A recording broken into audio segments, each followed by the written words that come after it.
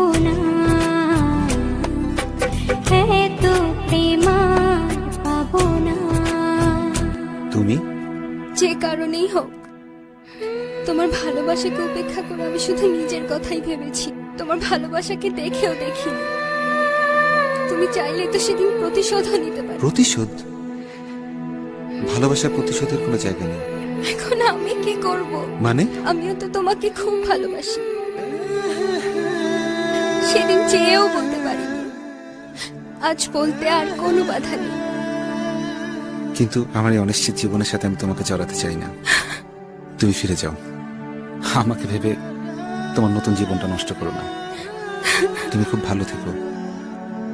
সেদিনও চেয়েছিলাম, আজও চাই।